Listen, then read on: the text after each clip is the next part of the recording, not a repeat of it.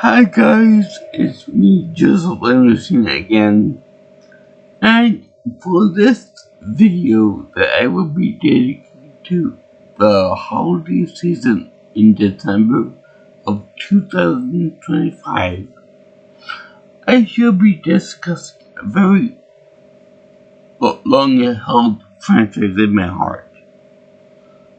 Because one of the things about the holiday season is family, friends, spend time putting decorations. But for some people, the giving and receiving toys is always going to be paramount, mostly among children.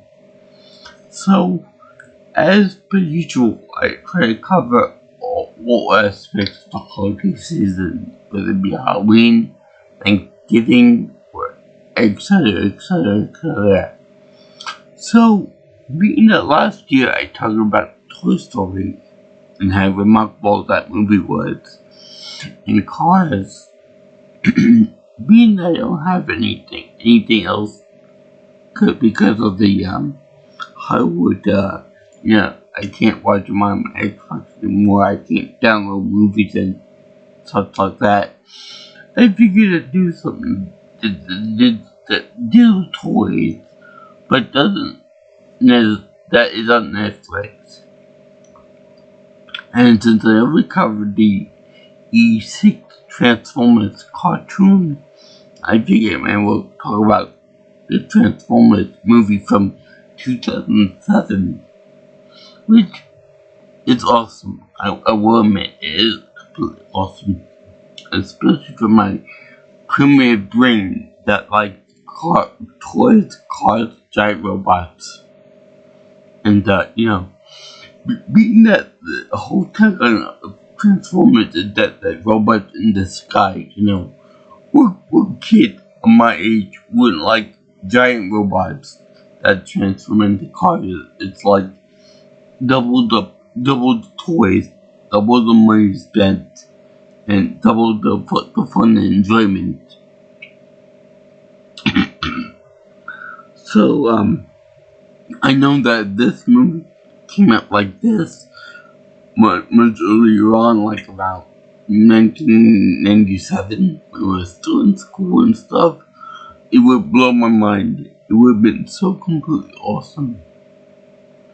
That and the fact there's quite a bit of eye candy in the movie.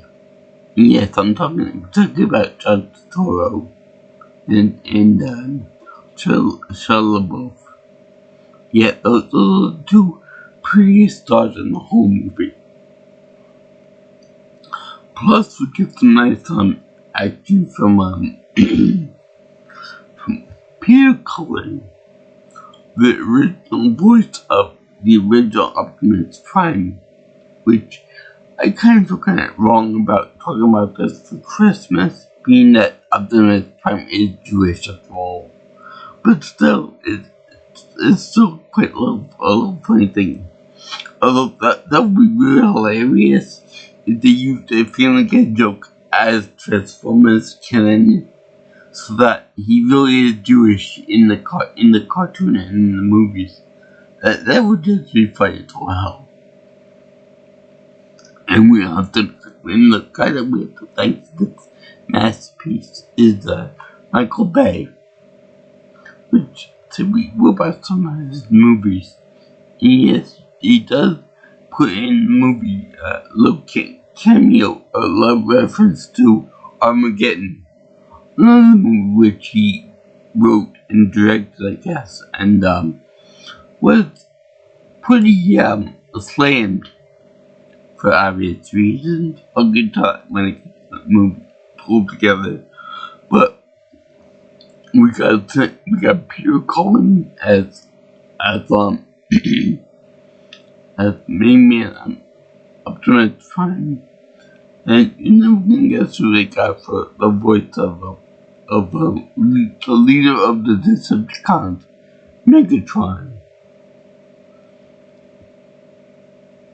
Dick Wargeth, Mr. Anderson. Yep, that's right, they got Hugo Weaving to play Megatron of all people. Now, some of the names of the main Autobots and Decepticons just escaped my primitive brain. So let me refer to them as by the vehicles. So basically, you got you got the Starscream, which all the Decepticons play army jets or Air Force jets or a military style vehicle. You have a cop car. I think Barricade is his name, which kind of goes good with that whole Decepticon thing, like a chameleon.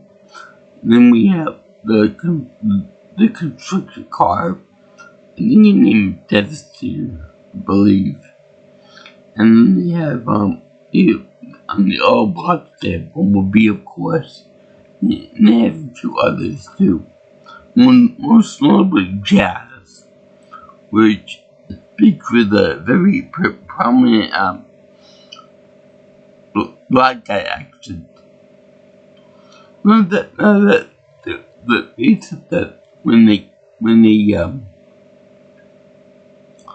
asked why Jazz talks like that and why the other people talk the way they do, because of the internet, the World Wide Web, which has to be kind of confusing because I want you to hold on to that thought when I talk about the next movie in line, because the next movie in line has a bit of a controversy surrounding the voice and intelligence of some of these advanced robots.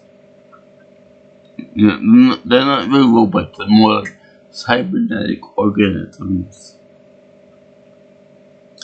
Now,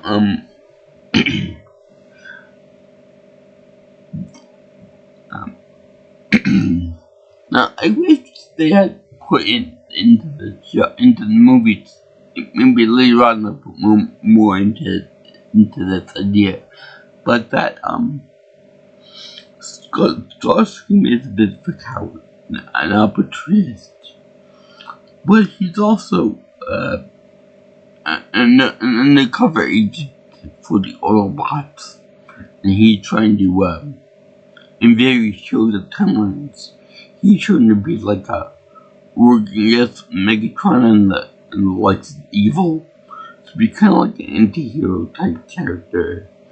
But I don't know if they delve into that in this, definitely not in this movie, but in future installments. I've only seen like 2 or 3 of them all together to live action Transformers movies, so there are like 5 of them in Netflix at this point in time, so I'm gonna try to get all of them in there. But I wish they would go into that a little more. And then the famous that when Megatron gets shot of Starscream shit, he blasts him with his arm gun or his arm cannon. Now the funny is that in the G1 cartoon series, then Megatron had a big a pistol. A gigantic robotic pistol whenever he transformed. I don't know why they didn't put him in it as a gun in this one. Maybe to keep all the thing, transforming into vehicles. Or maybe it could be that because they already have a tank character and a helicopter character in there, that they wanted to keep it simple for him. Which, by the way, there's a bit of a problem with that too, transforming problem. And the thing is that I believe that in 1935, Megatron crashed into the Earth. And he discovered by Samuel Witwicky, that'd be Shia LaBeouf's character's grandfather, and he is location embedded on the guy's glasses. How it was able to survive so long, I have no idea, but they were glasses. And the thing of it is that when he discovered Megatron, he did the form of, say, Jack Torrance from the movie The Shining. You got to the movie to understand. So anyway, he's like that, frozen under a glacier. But the funny thing is that he's already got most of the body parts and armor of fighter jet. So it's implied that when the Transformer character, the Cybertronians, come in from outer space, they're pure, they're nude, quote unquote, they're nude.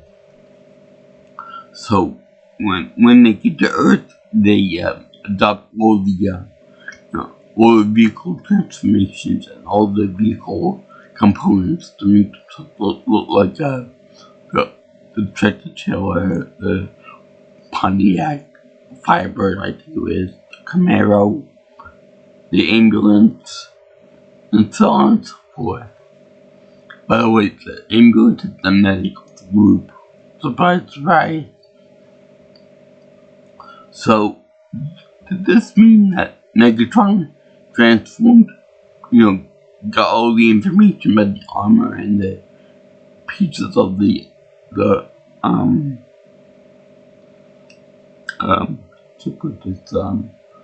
physical components of the jet that he was modeled after before or after he hit the ground into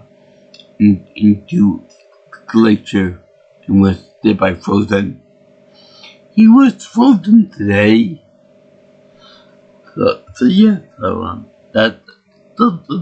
interesting question.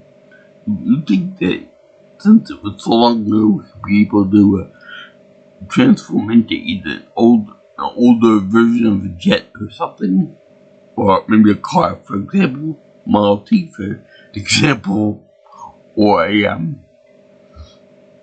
that he would be in the nude, in the buff, before he transformed before he was able to scan any appropriate vehicles before it went to be plugged into the ice.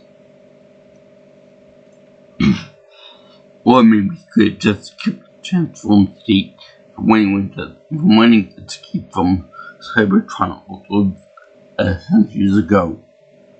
So anyway, back on the new thing with the robots, I don't think that they actually showed in any of the cartoons or CGI things that they made. I don't believe that they ever showed any what these robots look like pre-transformation, pre-scanning of vehicles and whatnot. So that was a nice little treat that they put into this movie. What these look like in their most pure forms. The original forms, if you will. So that was a nice treat. But it's funny that pre-scanning of vehicles, some of the Autobot characters actually run away. Like they need don't look at me. I gotta get changed into my outfit for the rest of the movie. So anyway, that's kind of funny. So let's see. First we get a nice little introduction about the Cybertronians and the war in space and all that, and they told that Megatron is trying to fight for power and authority, and then he's going to use the Cybertron Cube as a way to get ultimate power. Sounds like Palpatine. But only in the cartoon, that's accurate. He wanted to get more power by hoarding Cybertronium. I believe that's what they call it. So the planet is destroyed, the big cube planet is destroyed, and then they go to Earth. Now, the fact that the Decepticons make it to Earth first is actually pretty nice, because that could be referenced to the fact that we Americans lost the space race, and that the Russians launched the chimpanzee man up into space first. It was orbit around the Earth, but still, we lost the race, which is fine. The second place is always good, but that space trophies are good. But anyway, beyond that, we have the Decepticons on Earth and mostly hidden, except for this one fight in the Middle East. I think in Qatar, and Qatar, and in Qatar, the Scorpion guy that fights with the army. Now, this is flat out cool. I love the Scorpion fight. I love the fact that the armed service members are able to actually fight this thing. With some good tactics like missiles and heavy weapons and that kind of thing.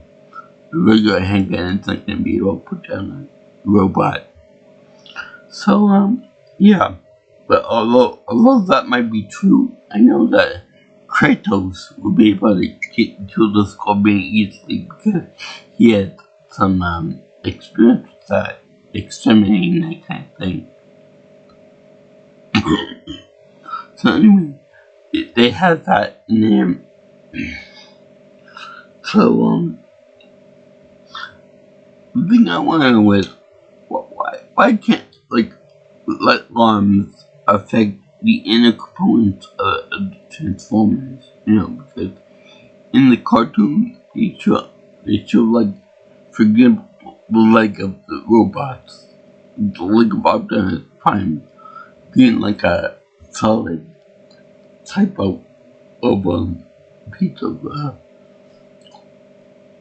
try to show that he's part of. But whereas with this movie, they do a real good job with CGI. I'll admit that they have a real good job with CGI, but rather than a good solid rectangle for a leg, they have how should I describe this? He's little space and stuff in the armor. We can see with the parts of the actual robot. You can see them visually. It'd be kind of like if someone were to take a human leg, and then expand upon the insides, so that you could see the bone and you could see all the veins and arteries and parts of the leg, but it would still be a part, there would be cracks and stuff and spaces in there that you could see it. Long story short, why can't small arms fire hit the inner workings of the middle parts of the robot and incapacitate them? I think they would say something about a force field, but that's neither here nor there. I think it could just be the reason why people can't affect a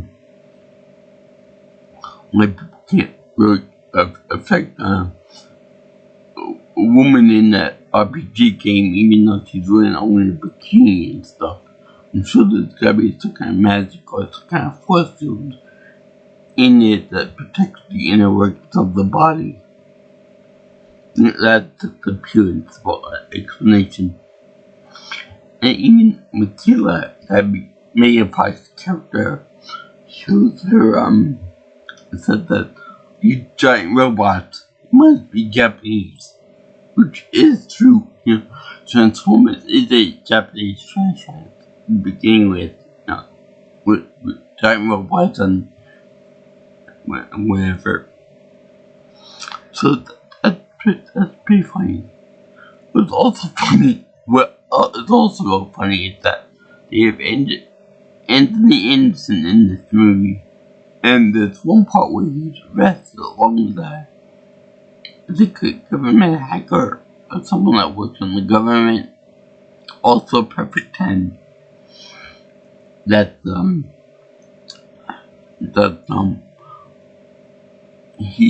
get interviewed by the police officers, by the higher ups, by the FBI. And the funny thing is that when they give him both like a plate full of donuts, you see Anthony Anderson shoveling that down his throat, like they're going out of style, like there's a lot of survivors. And I find it a little bit funny that later on in his career, Mr. Anderson ends up doing diabetes commercials. So I find that kind of funny. It's tragic, but it's kind of funny on the same token. So anyway, you see that this guy, Witwicky, Sam Witwicky, LaBeouf's character, his grandfather found Megatron in the egg in Antarctica, I believe. So his glasses were imprinted with the news location and with the cube location on the map. So that's kind of weird that even though later on the Autobots are over there playing hop here with their glasses and trying to defend them against Megatron and whatnot, and these big colossal robotic hands are handling these little tiny glasses. You know, I gotta ask, how is that possible? They can handle those glasses. And another thing too is that why is that Optimus Prime and assuming the other Cybertronians have like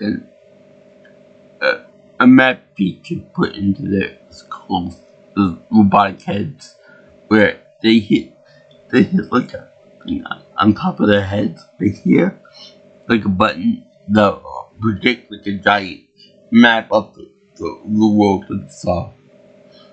But then next question is, if these are robots, why do you need external buttons for that? You know, wouldn't it make more sense for them to have like an internal component where they could just hit where they could just do a voice command or something, and then they go like, show me the globe, and then the thing projects outside. You know, wouldn't it be real funny if they're fighting with the Decepticons or something, and then they end up hitting the button by mistake, so they're either blinded by the projection or whatever. That would be funny as all hell. Now, you know, this movie is kind of good and stuff. It's really good actually for nostalgic buffs, but there is a little bit of a controversy with this, and that the women in there are very sexy, perfect 10s, and the men are pretty much idol these women, like, you know, like they're really surprised that the women do anything besides look pretty. For example, Makila is like Megan Fox, perfect 10 right there. So her character is simple. She's Lisa from the My Cousin Vinny movie, in that her father was a mechanic, her brother was a mechanic, so she knows everything there is to know about cars by proxy. And like I said, the main hacker girl in the government is a perfect 10 too. So, not that beautiful women can't get these type of jobs, but it's kind of hard to believe that a perfect 10 woman would get these type of jobs and these roles and stuff. You would expect for much more average looking women to get these positions and whatnot. So, yeah. Now, there's also another childish element in here, in that there are a few too many piss jokes for my liking. For example, when they have when Autobots over there in Wiki's yard, little Chihuahua goes over there and pisses on one of the robot's feet. Now, I find it very weird that the robot would actually be able to say that this would rust my body and stuff. Number two is that it's kind of odd to see that the robot would be that sensitive. They can feel a dog urinating on top of him, like that. And also, now I'm thinking about it, I believe that they just came out of the pool at that point, underwater. So I would think that would rust away a robot chassis a lot better than a lot dogs can piss. So they also have that's fine. The dog taking piss is fine because it's a dog. They do take pisses. But the thing I don't like about the next part is that John Turturro plays a government agent, a high up agent actually, and he's given Makila a lot of guff because she got like a criminal record and so does her father. So Bumpy, the big yellow one, ends up relieving his oil all over the man. But he does so he takes a cap off of his crotch area, and he very proud with this string on top of the guy, this is my mission in life, and oh my god, it's so good. It feels good for me.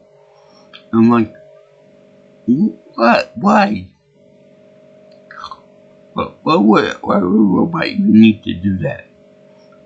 Wouldn't the robot have to keep up the oil pressure in his body?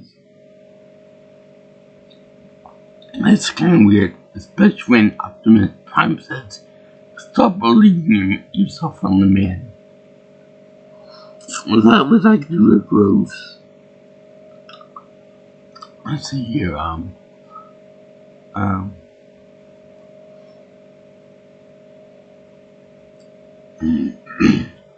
I love the way they have the Transformers, and they have the Decepticons, which one come in like maybe 15 minutes to the end of the movie. But when they skin like a um, they scan like jets and army vehicles and stuff. So that's fine.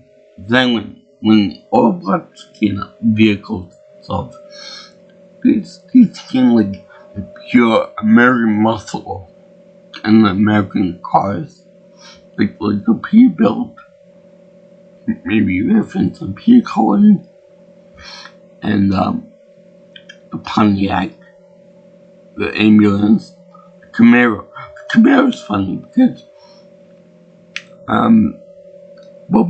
Bumblebee originally scanned the old 1971 Camaro, which is still a classic but very rusted.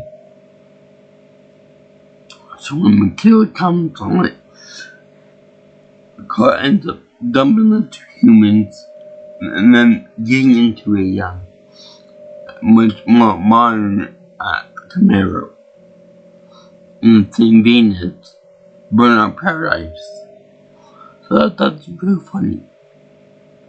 And what's even more funny is that the character is like Rebo from Flubber, in that whenever he's in the mood or whenever he wants to talk or say something, he has the radio built into his car portion, speak for him. Because when he was crashing down, the vehicle, his voice module was destroyed or was disrupted or something. So he's got to speak with voice clips, sound clips, and whatnot.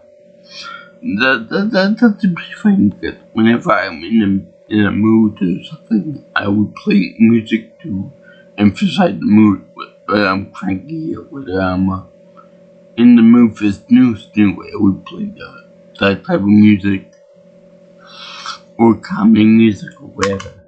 I don't listen to podcasts, but that's pretty fun. It reminded me of my old days.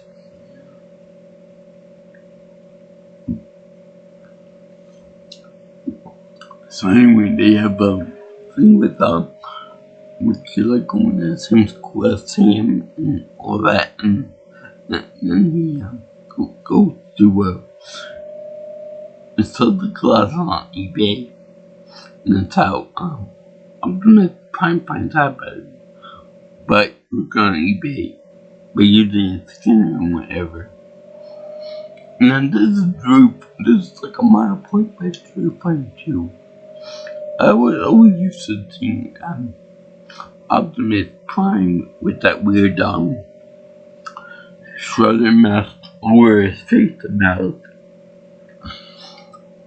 like Core from the movie Core's Revenge, and the Predator face mask, and it's really funny to get his real mouth and there's like a little tiny little mouth in there. And it's really funny as well. I don't think that he actually showed his face mask. I don't know if I missed him in the movie. I think he doesn't wear it for all intents and purposes. So anyway, they also have they have Optimus Prime fight with I think his name is Devastator, the big construction vehicle. And boy, that is a real awesome fight on one of the freeways of America. I like the way he transforms while he's driving the semi truck, and it's just so awesome, so beautiful. I will cry, it's so beautiful. So anyway, he pulls the sword out of his ass, I mean, literally, he pulls the foot out of it, either chest component or its ass. So, and then he grabs it right into devastated jaw right here, so it can defeat the thing by decapitation. But it's funny that they got the foot out of it with it. It was in the armor portion. They covered the truck, but he skinned it. So, what does that mean? That he always was built in with a swivel Olympus style weapon inside his chest or his body cavity. That's actually really funny. But during the course of the movie, there were many times when Optimus or any of the other Autobots over there handling the humans like Rhinoceros, and there are plenty of opportunities for them to die because of physics. But they don't do that in the movie because they have to continue this human story from now to the end of time. Which, in this show again, there were humans, and they did help the robots, and I think they might have helped out the Decepticons at one point or another. Speaking of which, I know that in the show, maybe one of the movies, they did have Megatron as band tech. So that's that. It really was a reference to something else, but they put that in the movie too, I believe. And it was fun because that's the one time that I think Megatron did sacrifice himself rather than Prime, or rather than any of the other good guys. So he does have potential to be a good robot. So, anyway, not in this one. In this whole first, he just me, I gotta beat the little bad guy. And yeah, I think that covers in the next one too. Next section too. So anyway, let's see what else there. So we have Sam and we have Matilda going to school together, and they fall in love with each other, and it was like weird that this very hot, very pretty girl fall in love with this guy who's average looking and it's kind of dark. So that's like pretty funny. And that it's giving the option of going in his car. A perfect self-driven car, in my point of view. Which is really, really funny. I find that portion hilarious. I wish we had self-driving cars. But, whatever. So, anyway, they have that. And then they also have the famous line where she said, "I'm glad that I got into the car with you." And what's so funny is that even though it's a robot and driving itself, since they didn't know that at the time, she has to go and sit on top of his lap to drive. And he said that, you better sit on my lap because I'm the one with a seatbelt in here. So safety is safety first.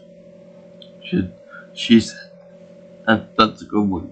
I never heard that one before, but that's good. And anyway, it's kind of hard to believe that because she's into mechanic work that she's never heard that pick up on before. But whatever. Apparently, she must like sitting on his lap because then she does that too. In more ways than one. So, it's also, Kevin Dunn plays his father. And this is real hilarious, but they call him a Sparkplug. In what world is that acceptable for his name, spark plug. That sounds more like what you would expect from the Cybertronians spark plug. Come to think of it, it may have been the name of one of Autobots' first G1 episode, so I believe that was it. So anyway, by the end of the movie, you end up taking the fight to Chicago. So, all the Decepticons are broken out of the ice, Megatron is out of the ice, and Bumblebee is out of the ice too, because he was frozen after being captured by the cops, by the FBI. So it's kind of funny that, you show the part where where the humans are like, be nice to my robot friend, as the army guys are being mean to him. And what I gotta say is that it's a two-story robot. I doubt it very much if the humans will be able to affect it very much besides freezing it. So I like the way that Megatron was like Terminator in a lot of ways, in that they came to Earth before the good guy did. They're all parts. Like in the Terminator, the bad Terminator came first, and then Kyrays came next. But then they also had all the modern day advances were because of a piece of Megatron came off of him. So they reversed the Megatron's hand or whatever, and they made it into the technology that we know today. Just like they do with Terminator, or Terminator 2, I should say. And so after the Bumblebee and Megatron break out of the IT prison, they're in the Hoover Dam of places. So this is that because the dam will come.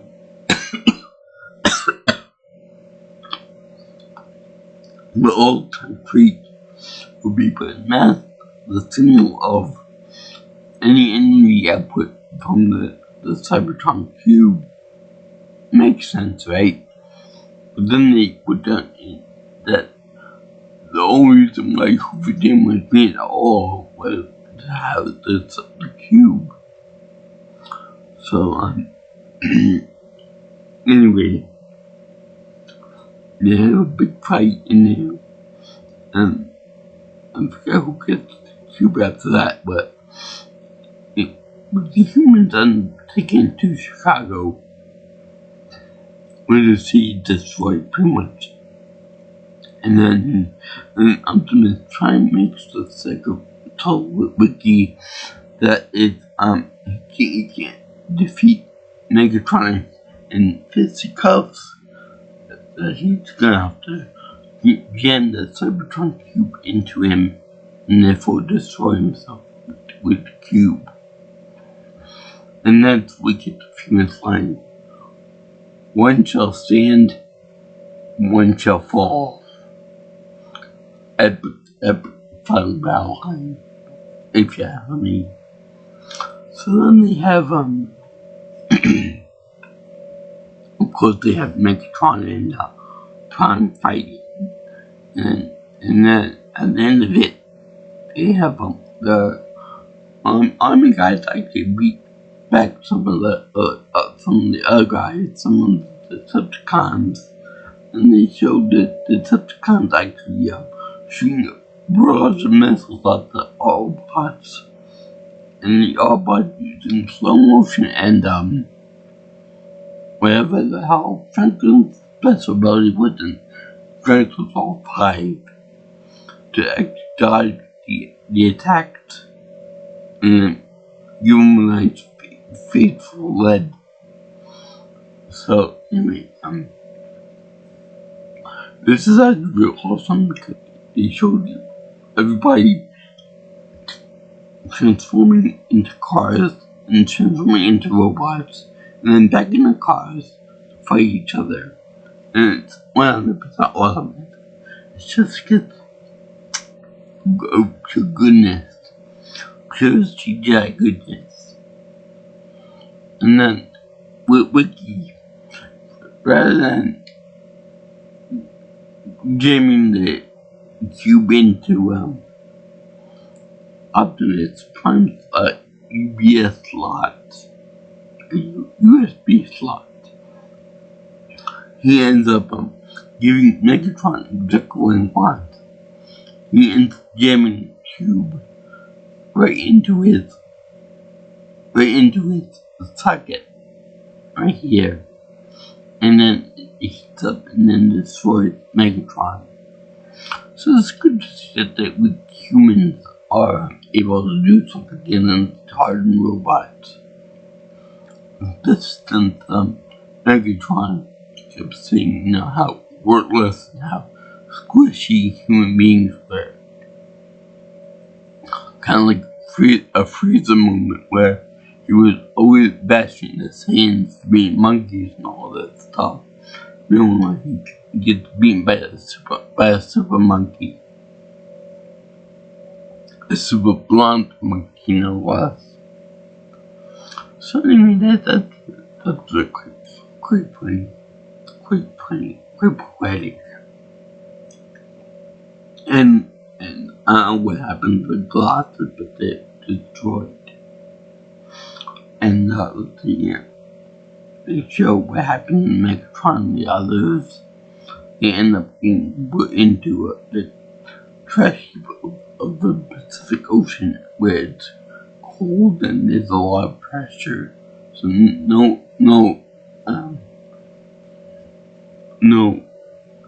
they can't reform themselves and they can't fix themselves up.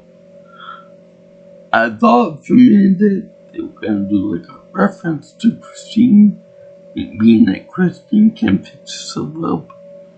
But Christine is not transformed, for goodness. And they imply that Megatron and the others can regenerate themselves slowly. But I don't think that's possible. Not where they are.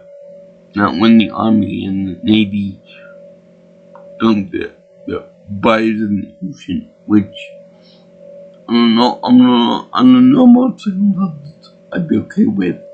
Being organic creature biodegrade over time. But putting a huge chunk of metal in the ocean doesn't sound very copacetic to me. And then there's also the little Decepticon robots that they use to infiltrate stuff like cell phones and all that stuff. To which Michaela King Adam with Chainsaw, so that was pretty good. And then they really do emphasize the role of human beings in this war against evil robots. So I guess I do like this movie a lot because they do involve the sound effects from the TV show or something real close to it, and they don't do the actual theme song, the Robots in Disguise musical piece, but they do reference that line, the Robots in Disguise thing, and I really like the way the robots that are vehicles can actually use their projectors to project being a human pilot in there. So that's very blended in. That's pretty cool. So yeah, I think I pretty much covered the entire thing of the first Michael Bay Transformers movie. I really liked it. It's kind of the first G1 show. Not so much the Beast Wars, but I'll get into that when we get into that. So I enjoyed the hell of this show. And by the way, Transformers Beast Wars is the one prime example of when Starscream was actually a good guy for a change. I think he was a raptor. And of course, Megatron was a big T-Rex. That'll be commented on when they talk about Beast Wars in this new series. I think movie 4 or 5. But yeah.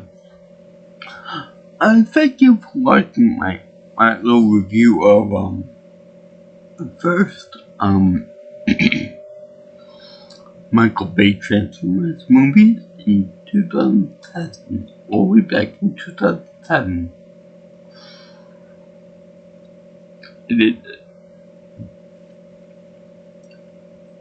I did this for the holiday season in December 2025. Because it was about toys. And that's all Transformers were, the vehicle to get more, to sell more toys. No pun intended on that one. But yeah. I would give this thing my happy face seal of approval.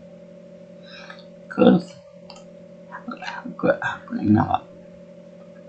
Even though having super hot women just draped over cars and the peace jokes were childish, it was still pretty awesome. CGI and the sound effects, someone with sock were pretty nice. I also like the way they had a movie reference to Armageddon, saying that this scenario that they were in New York City or wherever was like 2,000 times better than Armageddon. So even Michael Bay is aware that that movie sucked.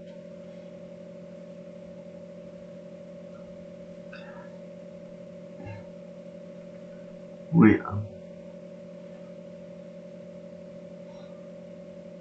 if you guys like what you see here, want to see more of my videos, and would like, comment, share, and subscribe to my channel.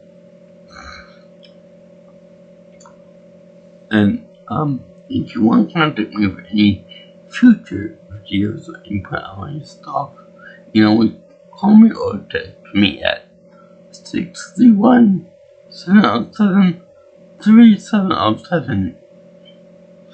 And follow me on Twitter or X for at PNelsonPro. My email is jjsviewingchannel@gmail.com.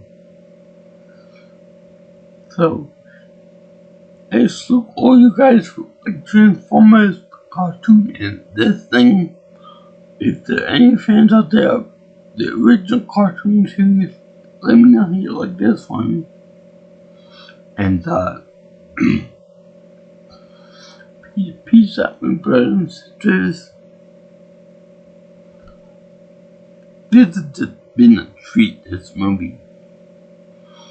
So, yeah. Who's your favorite Autobot or Decepticon from this movie? One thing I do like is that they give the Autobots when the screen time to show that they're nice, loving, patient, and to find family class from the Wiki household. But I know that because they don't really give too much screen time to the Decepticons, they're just pure evil. That's the Scorpion robot. The Solar Screen, which has a good transformation in the beginning, he introduced, and Megatron, and they're just like Pokemon, they always say their names in the beginning when they first show up, like Pikachu, Megatron, and Starscream, Optimus Prime. But yeah, that would be fun. So, we'll see you in the next video, all you girls and guys into the land. Ta-ta, sayonara, ciao ciao.